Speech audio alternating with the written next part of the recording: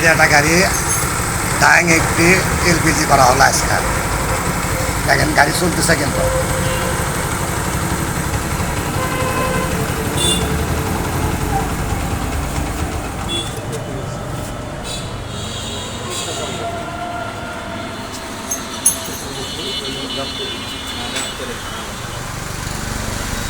ভাই গাবতলি থেকে যাচ্ছে, গাবতলি থানা।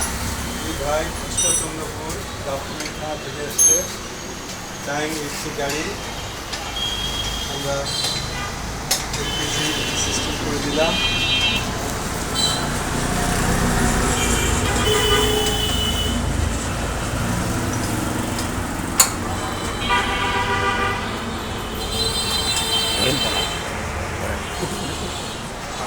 এই আমাদের জাহিদুল ভাই,